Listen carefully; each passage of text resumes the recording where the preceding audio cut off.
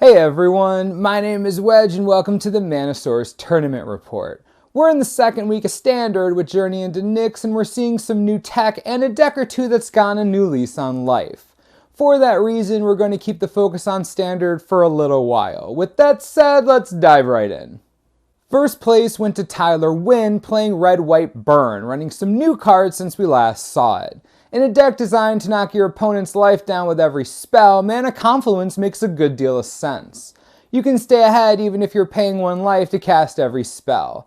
More surprising, but reasonable by the same logic, is Eidolon of the Great Revel.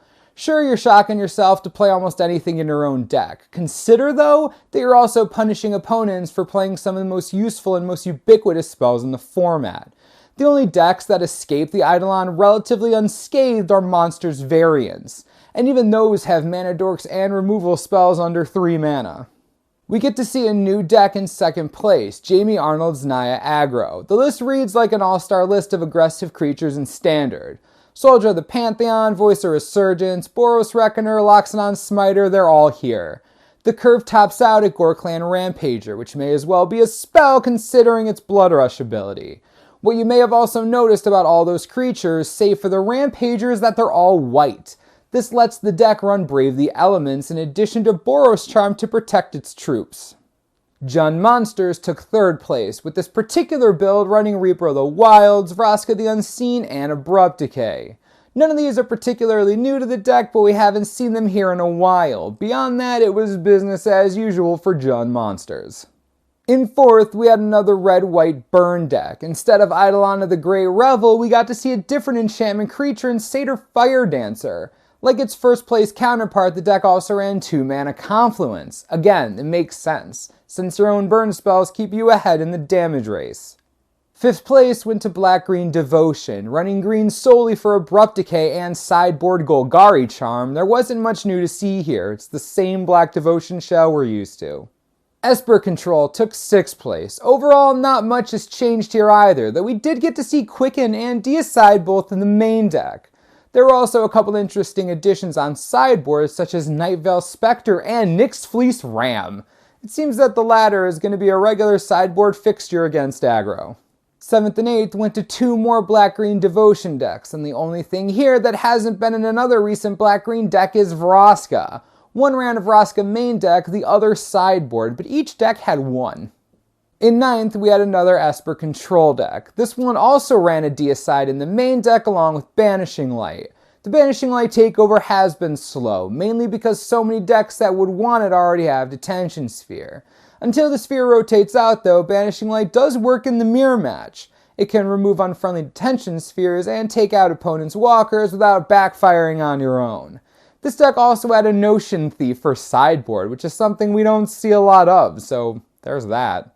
A blue-white control deck took 10th place, and so we add another one to the growing list of one of Banishing Lights.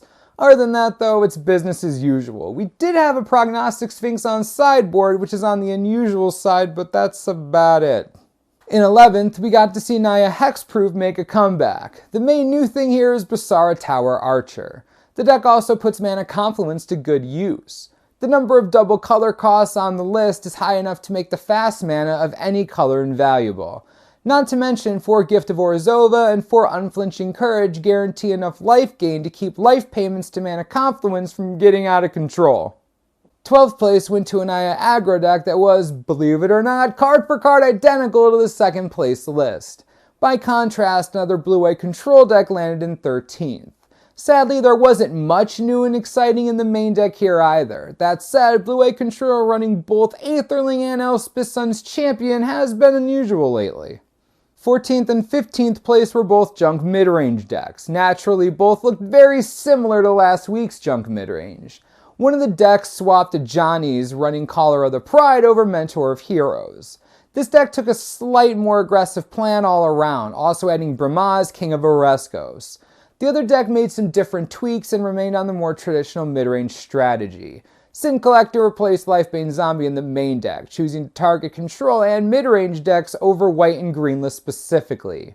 There were 2 Thoughtseize main deck rather than on sideboard to pick off the cards lost by the lack of Lifebane Zombie in the main deck. Pelucranos also put in an appearance as a 2 of. Rounding out our top 16 was a second Jund Monsters deck. This one had more in common with last week's deck, using its black mana only for Dreadbore in the main deck, but with a few cards on sideboard to take advantage of it, like Abrupt Decay, Golgari Charm, and Putrefy. And that's the top 16 out of Knoxville. Next weekend, we don't have any standard events on the schedule. However, Pro Tour Journey into Nyx is happening and will be here with the Theros block constructed results. As always, subscribe below for the latest and most reliable Magic the Gathering information you could ever need. This is the Mana Source, I'm Wedge, thanks for watching, we'll see you next time.